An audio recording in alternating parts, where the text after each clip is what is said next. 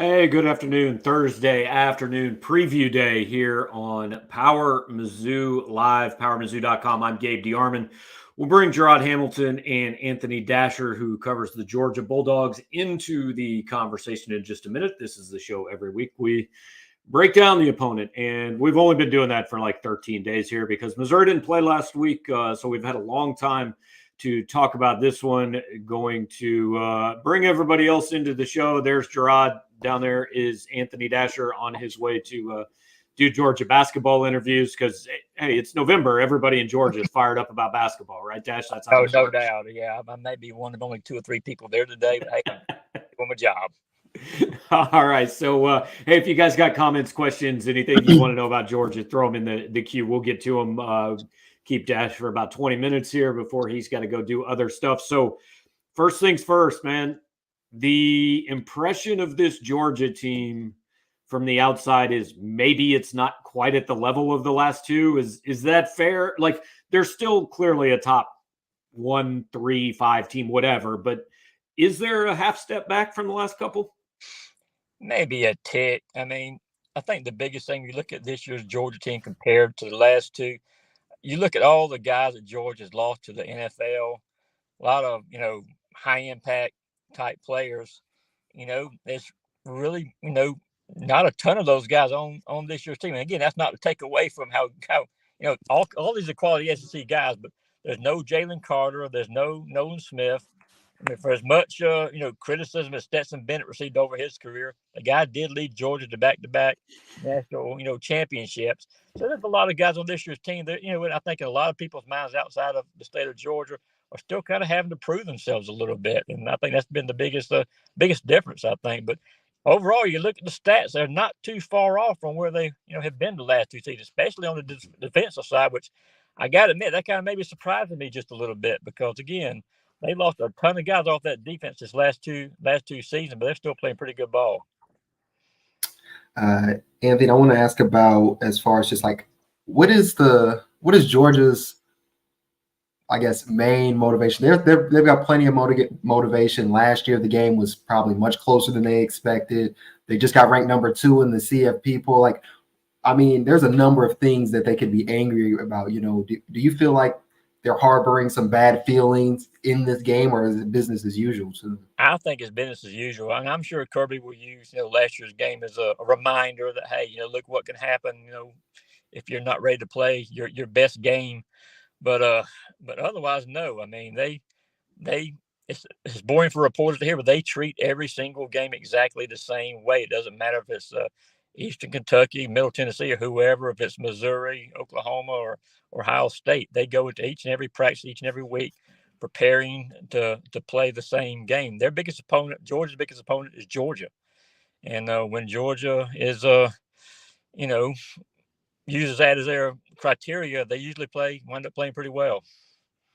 Along those lines, look, you can only play who you play. I mean, the schedule is what it says it is, and it's why Week 8 rankings are kind of stupid, right? Michigan will have a chance to prove itself. Georgia's got probably its 3 toughest games of the year in the next 3 weeks. Is this? Do people in Georgia believe that this is the best team Georgia's played so far? That's a good question. Actually, I think the answer will probably be yes. Just the way that things have kind of played out. I know there was some concern last week about Florida, but that was ended pretty quickly, and it wound up being just another one of those games. But yeah, considering how the season is going, I think probably Missouri is the best team now. You ask me that question next week, and maybe people think Ole Miss is the best team, then Tennessee after that. So, but it's definitely a very difficult stretch for Georgia coming up, and for all the criticism the Bulldogs have gotten about the schedule. Even though a lot of people forget they were supposed to play Oklahoma in week 2 of this season, but that game was pulled by the SEC, and they had to scramble the last minute to schedule Ball State. So, but they will definitely have a chance, this next month, these next 3 weeks to prove, that hey, this team is a legitimate national champion, contender. For 8 games, I mean, really, most games, even if you add in the Alabamas and Ohio States, for most of the games, Georgia has more of the favorable positional matchups. Is there even just one matchup in this game where they're just like, maybe Missouri is, better than them, or it's more neck and neck than usual? Because usually it's just Georgia, Georgia, Georgia. Is there anything for Missouri? I think it's more about who Missouri's got on their team, and I think Luther Burden is a huge concern for Georgia, especially. People ask me all the time, what's Georgia's weaknesses? What can other teams do to take advantage of, of the Bulldogs? And we saw last year Ohio State, what they did with Marvin Harrison had a lot of success. Burden, in my opinion, is not too many steps off from Harrison. He may actually be his equal in many regards. And Georgia has given up some big plays on slants, that sort of thing. I know that's how Missouri likes. Nice to use him. So that's probably an area they're probably got the biggest concerns. I don't think it's anything necessarily about the, just the, the schemes or anything. That's just who Missouri has that they're really worried about. Got a question from one of our regular viewers.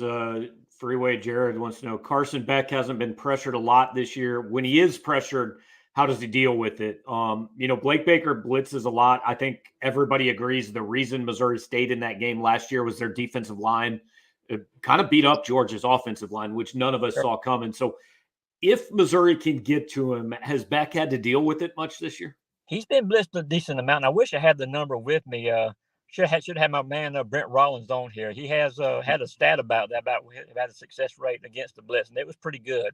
I mean, Carson doesn't hold the ball very long. I mean, he knows where to go with the football, and hasn't been sacked a ton of times, and that's been part of the reason you see Georgia's pass pro is ranked one of the best in the conference right now, and again they've got a pretty good offensive line once again this season. But when he has had to get rid of it, been under pressure, he's made some plays. Would you agree that was kind of the reason Missouri hung around last year? I mean, I thought in the second and third quarter a little bit last year, Stetson played like he was seeing ghosts a little bit. Oh, yeah. He looked a little bit like he wasn't sure where the pressure was going to come from. Then the fourth quarter, they settled down and ran the football. Yeah, Missouri showed some exotic looks last year, and that's another concern I think that Kirby Smart has for this game, because he knows he's going to get some different things from the Tiger D this this weekend. And yeah, last year, there's no question. I think the line of scrimmage, at least the first half anyway, Missouri controlled that ball game, and it wasn't until the fourth quarter and Georgia finally got their running game going with Dejon Edwards that they were to have some success and hopefully win that football game. But I guarantee that's another a huge point of contention for Coach Smart this year and his coaches, and they'll need to be ready for that once again.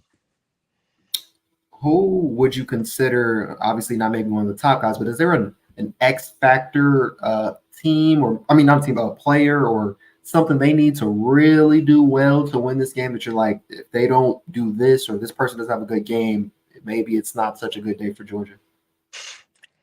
Well, if you asked me that last week, I might have said Brock Bowers, because there was a lot of question last week. Man, what was Georgia going to do offensively without Bowers? What players were going to step up? Did they have anybody else that can kind of take away some of those? Can still do rather some of the same things that Brock did. And last week we saw that answer. Was yes. I mean, Georgia's still a very deep offensive team. If my math is correct, Carson completed passes to 9 different receivers last year, and none of those were named. Brock Bowers. I know you guys talked about Ladd McConkey earlier this week. Ladd's finally 100%. I won't say 100%. That's probably not the correct thing to say, because he's been dealing with a back issue, pretty much the entire year. But they've got guys like, Ladd McConkey. Y'all know Don Blake and Don. He called him Don Blaylock. Don Blaylock played for the Bulldogs last 3 years. But Dom has played a very big role, and all the receivers not named Brock Bowers. He's got the most catches, for the team right now. Rob Thomas, who came over from Mississippi State, has had a good season, a very physical receiver. And Arian Smith, who you guys may remember if you watched the semifinal game against Ohio State, had that wide open touchdown catch from Stetson. So they've got a lot of guys they can still go to, and their backfields get a little bit more healthy. I mean, Kendall Milton has been banged up for a lot of the year. He's been doing a good job, backing up Dejon. They've got a freshman, Roderick Robinson, who is back now after suffering a high ankle sprain. So they've got a lot of different weapons. And the guy who's replacing Brock, Oscar Delp, sophomore tight end, was a former high 4-star kid who played very well last week. So there's still no shortage of weapons. So I don't know if I really can sit here and say that this guy has to have a good game, because they've got so many other options. This is a little different with Georgia. I think most of the talk this year has been about the offense. The last few years, it's just been, will they have 11 NFL players on the defense? And is this the best defense in college football history and whatever? Look, I don't know if they have individually, like you said, a Jalen Carter or a Nolan Smith that everybody looks at and says this is a top 10 pick. Mm-hmm. But as a unit, how's this compare to the last, couple elite Georgia defenses?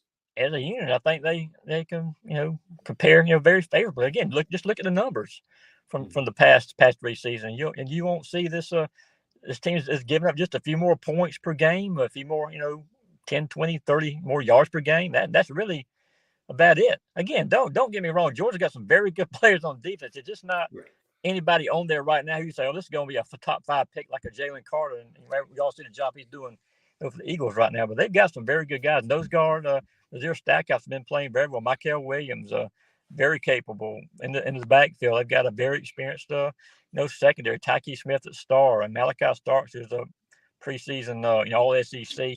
Some think he might be an All-American, this year. Kamari Laster is in his second year as a starter at cornerback. So they've got some very good experience at all the different positions, but just none who I would say is a top 10, top 15 pick. They've got a lot of guys they, once the draft is all said and done, they're going to get picked. So what Anthony is saying, like Georgia has somewhat of a normal team this year that isn't loaded with just a boatload of first rounders. Why they recruit? And you look, and again, I hate to put so much emphasis on recruiting rankings. Sometimes those things are right, sometimes they're wrong. But again, you look at all the players that Georgia has, the other teams, other top, FBS programs have been after.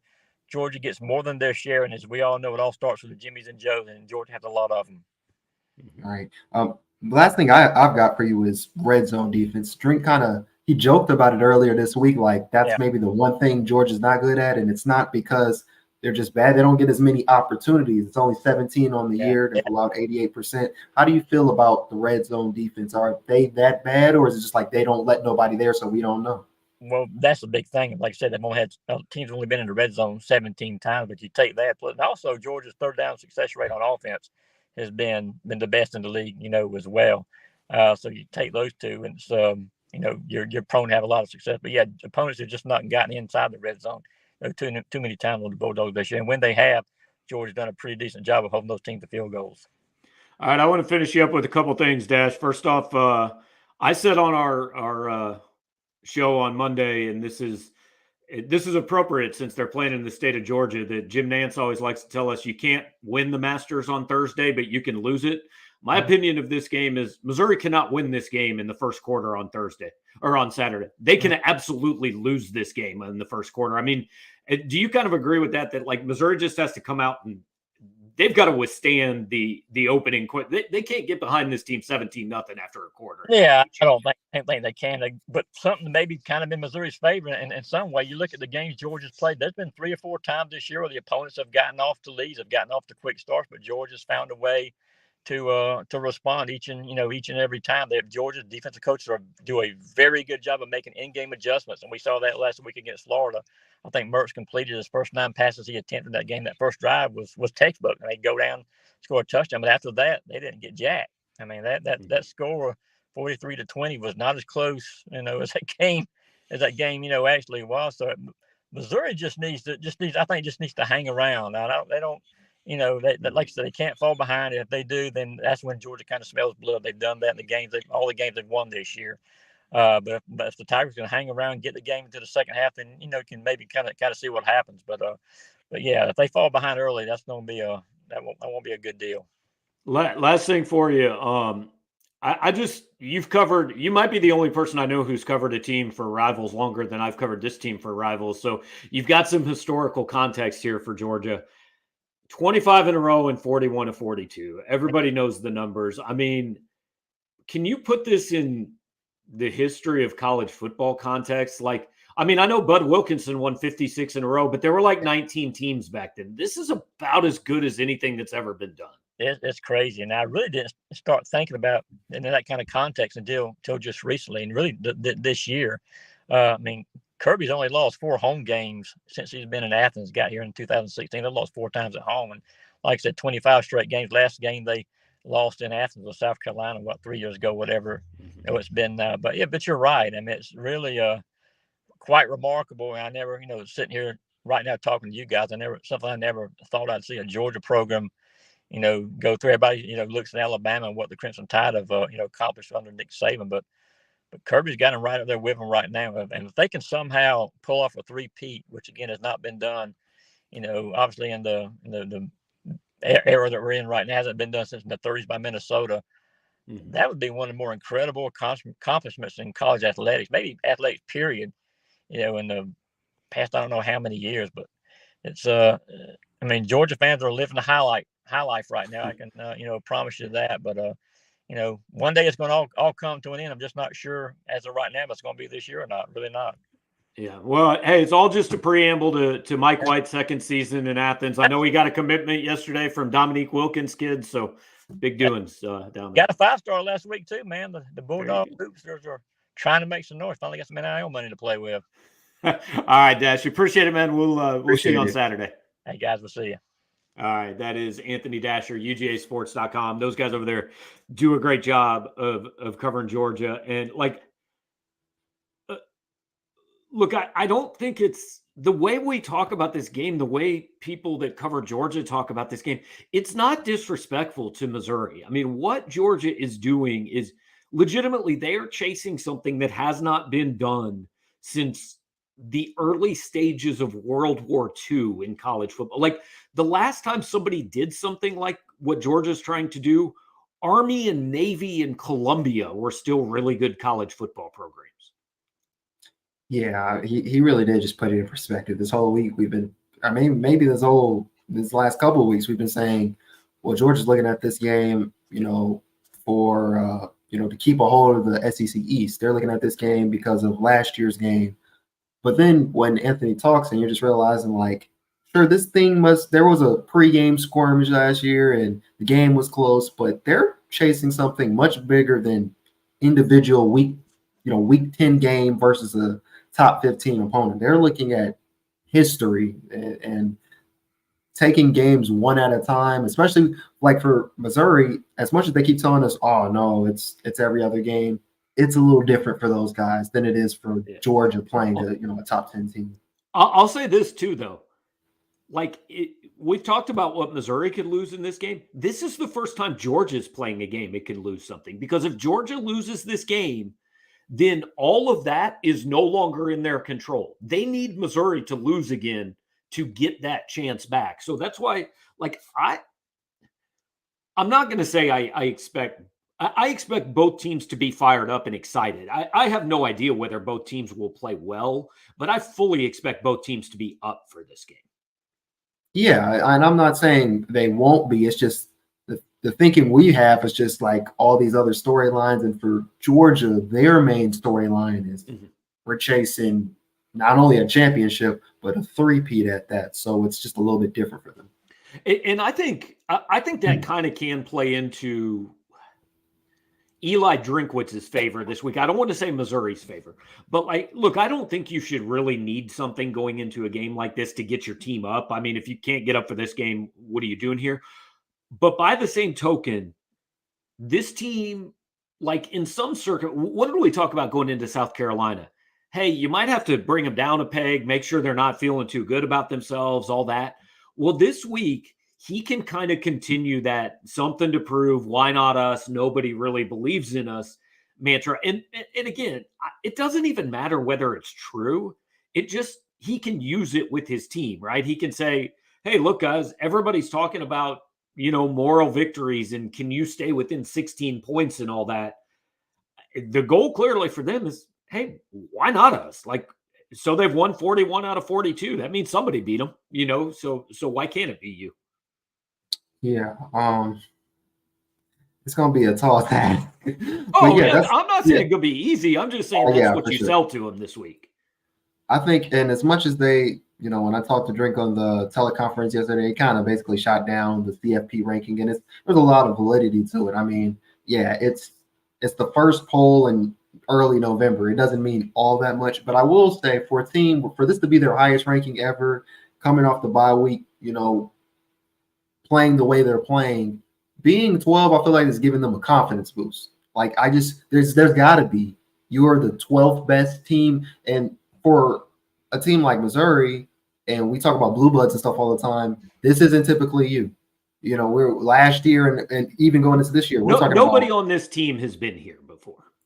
Right. So we're usually talking about, can they get to 7-5? 8-4 is a good season. So they can tell us all they want. It doesn't matter. And I know it doesn't to a degree, but I know that kind of builds some confidence on, like, we are here too. We're actually talented, and everybody is starting to see that. And hey, that ranking doesn't matter, but they sure did have a press release ready to go as soon as it was announced, didn't they? Oh, yeah. You know, David Carnell says Missouri's chasing history too, SEC's title, and I agree, and nobody is downplaying that. Right. But that's not 3 straight. We're just saying it's a different level of history, and nobody here is insulting Missouri, anything like that. The difference is this is the biggest game Missouri's played in 9 years, and Georgia plays 3 or 4 games like this every year. That's it, or in recent history. That's all anybody's saying. And it is not an insult to Missouri's football program to say that they are not Georgia. I mean, nobody else is either. Georgia, Jarod, do you agree with me? Georgia has passed Alabama. They're the best program in college football. Yes. And when Anthony was talking, I was just thinking, like, I'm trying to remember what Georgia was like for me growing up, and I just always feel like they've always been good, but they weren't winning the title good when, like, I was younger.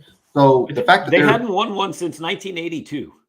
Right. So the fact that they've won two, and they were played for 3. Yeah, 2018 they lost to Bama. I mean, when Tua threw the that was to Devontae, the game-winning pass to Devontae Smith, that was just 3 years ago, wasn't it? I thought that was 2018, something like that. But yeah, the fact that they were even in that game at the time was big. Like, just playing, because people thought they were going to lose to Alabama, and of course they did. But they weren't like that. So for now, he's kind of talking like this is kind of a norm. It's kind of crazy. And I think they have surpassed Alabama. Now, I don't know if I wonder how long that is for, though, because I feel like Alabama has a year like this every now and then where it's like not as great. And then next year it's like, oh, we've signed 27 great blue chip prospects, and now they're back in the same conversation.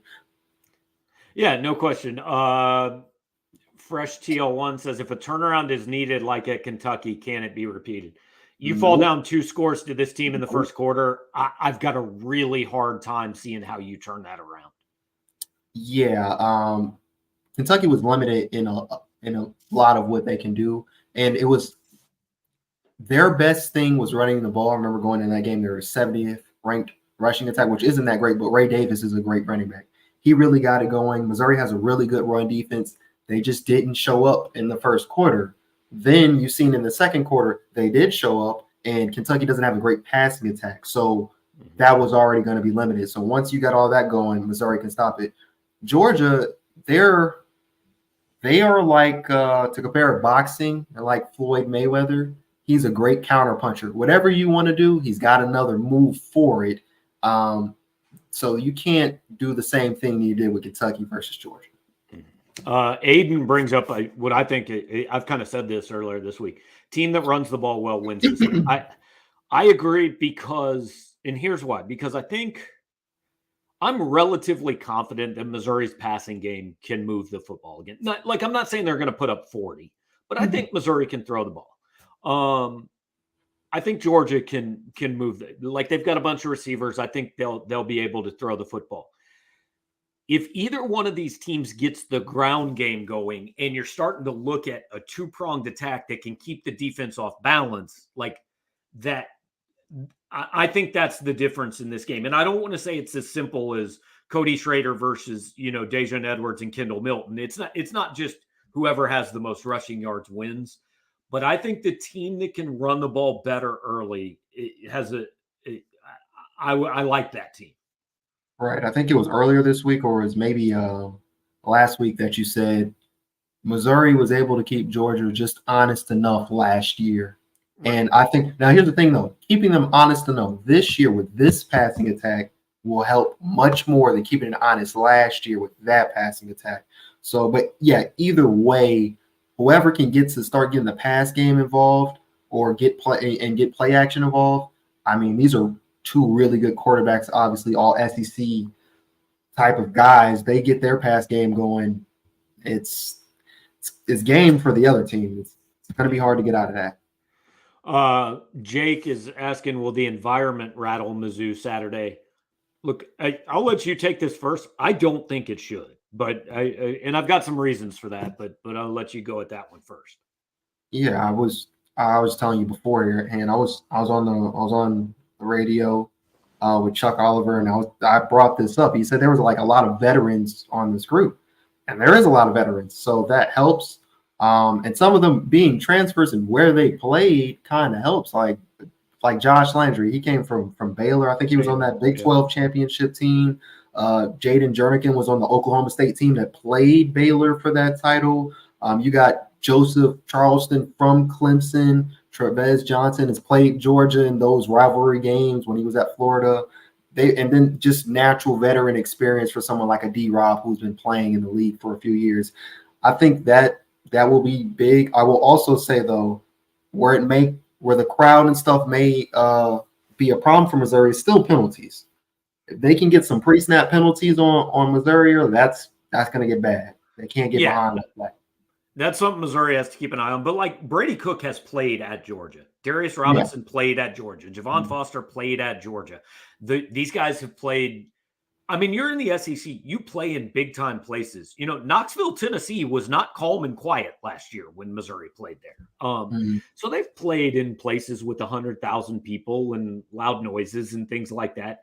And I really do think once the game starts, it's football, man. Like, I really don't think they're paying a ton of attention to, like, I think there could be a moment in pregame warmups where they walk around and look around and go, hey, this is big, and a lot of these people have red shirts on. But I don't know. This team has handled everything well enough.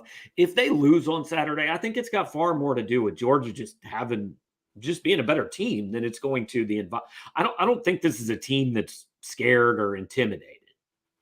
And I don't think they should be. You're right. Pre-game warmups, it may be a thing of, I don't even know if it's about the stadium. It's about the impact of what they're playing for. I think that, if anything, is just like, all right, we're playing. Come out a little tight, maybe. Yeah, we're playing the back-to-back champs for a game that actually means something.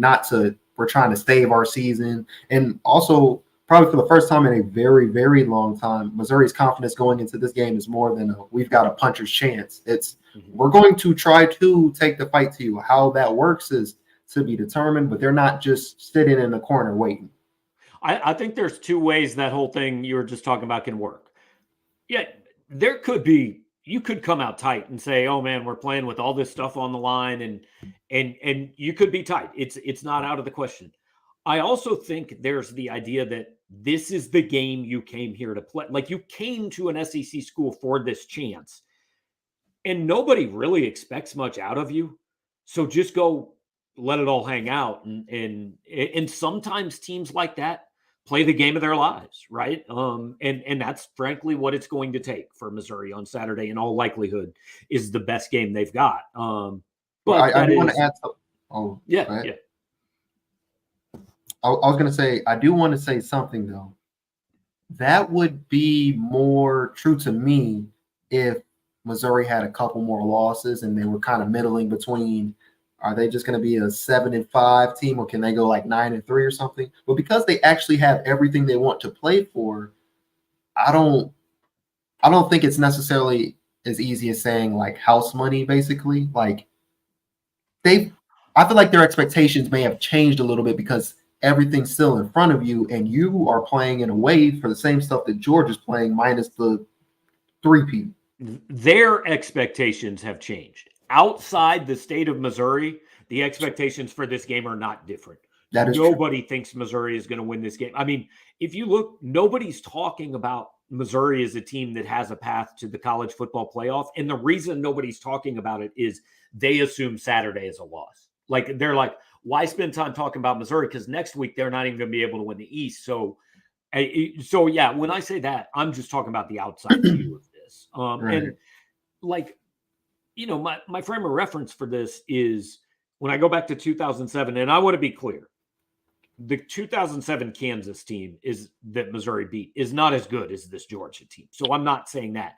But that was one of the last games that I remember that you went into with these huge expectations on both sides, and they're playing for everything. And that Missouri team was favored, but they came out and played the best half of football I've seen.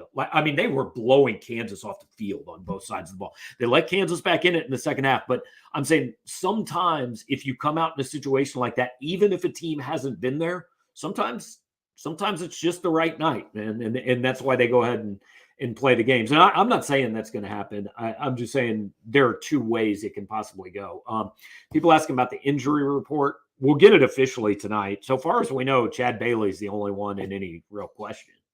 Yeah, Drink said out, then he said questionable. So I feel like if we average out, I'm just going to say doubtful. I guess he could, but I'm just go with doubtful. Run through a couple things. I think David Fine brings up a good point. I think Brady Cook's legs have to play a big part in this football game. I think he's got to be a threat to run the ball.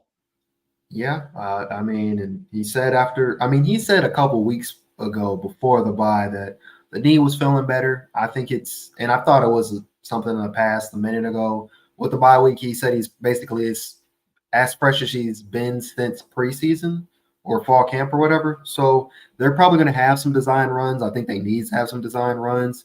I think he's gonna have to make his reads quick, and then he's gonna have to know. I don't think sometimes we talk about like quarterbacks look and they see someone open. If you see someone open, sometimes you can be late if you're waiting for them to be open. Sometimes you gotta just know that person's gonna do what I need to do and make the decisions. Because if you don't versus this team, you may be in some trouble.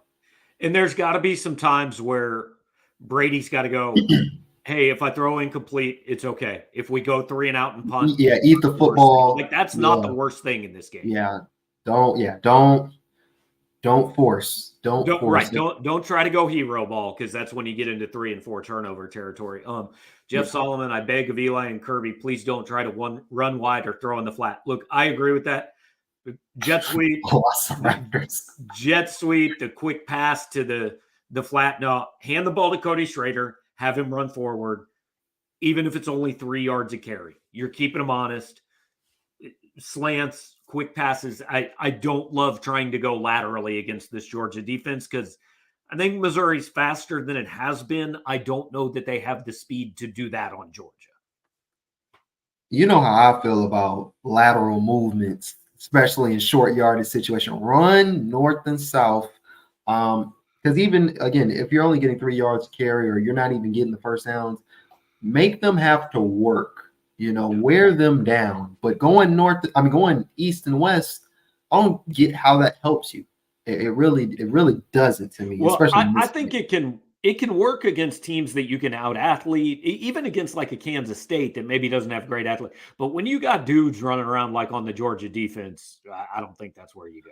I think that only applies. Even if we're talking about Kansas State, they're still a good team. There's someone that's always floating around. Not even really them. You may be able to catch them a couple times, but I don't think you can do that consistently. You could only really do that to a Power 5 team that's not that good or below, really. Vandy, yeah.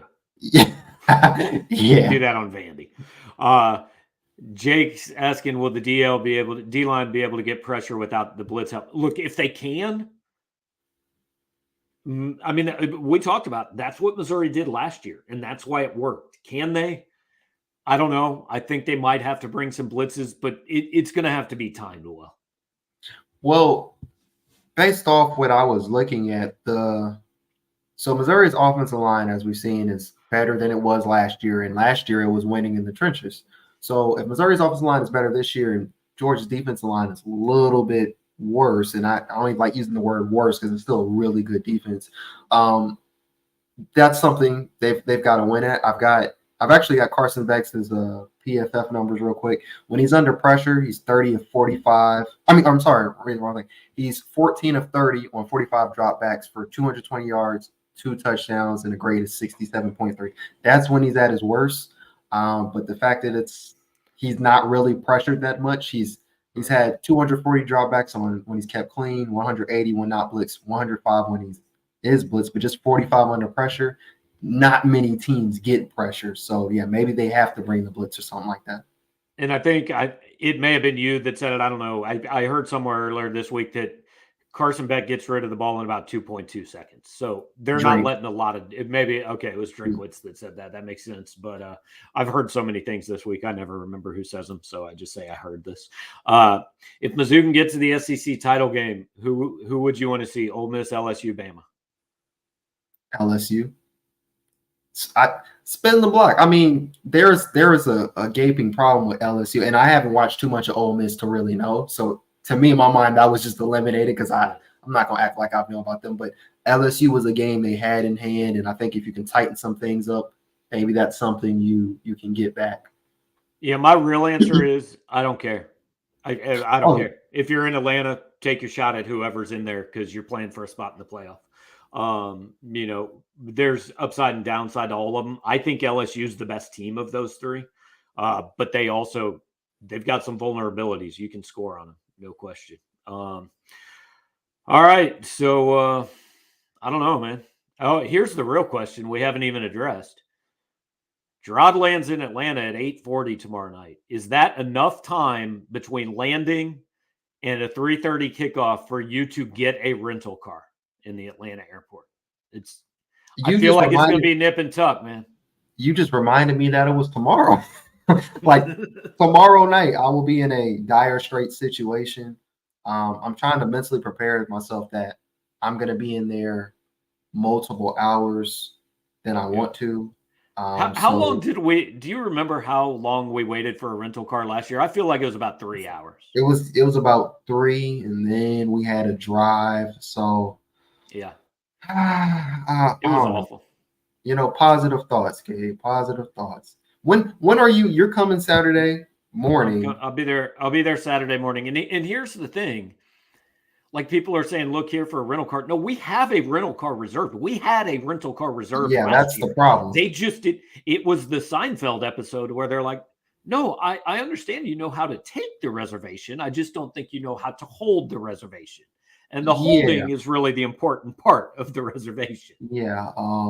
They like to promise you things that they do not have after you've already paid or whatever the situation may be or reserved it. We have rented 806 cars. The problem is only 11 of them are in the garage right now. Yeah, and you're number 750 in the queue. So that's what I don't know. Positive thoughts, Gabe. Positive thoughts. So the way the process works is they say we will call out your name when your car is ready. There are no restaurants by the rental car. We did hit the vending machine last year. I would just tell you that Hartsfield-Jackson is the only airport that can compete with Orlando on a Sunday morning as the place I'd least want to be. No, it's always going to be Atlanta because just the traffic to get there is that much worse to me. So it's always Atlanta. Andrew Kessel, this feels like a good way to finish. Andrew Kessel has given us a nice super chat and basically saying he's paying us to say Missouri is going to win. I mean, I got no problem with that. You want to super chat me? Sure, Missouri's going to win. Yeah, I'll double that. They'll win by 20. All right, now let's be serious. Yeah. By the way, I'm not sure Missouri's going to win. Yeah. But I was trying to do my guy Andrew a favor since he did us a favor. Absolutely. So, Andrew, absolutely they're going to win. Read Jarod's preview Saturday morning to get our picks to see if we stick to that. So, appreciate it, guys. Thanks for hanging out. Jarod is, like I said, he'll be in town tomorrow night. I'm going to get there Saturday morning before the game. So, we will have full coverage from Athens for you on site. We will find a place somewhere in the Sanford Stadium press box to bring you guys a post-game show. So, a couple hours, hour and a half after the game ends on Saturday, hang out with us. It's either going to be the best, most well-attended post-game show we've ever had, or it's just going to be people drowning their sorrows a little bit. And either way, we're going to hang out and we'll do it with you. So thanks for watching, and we will catch you next time.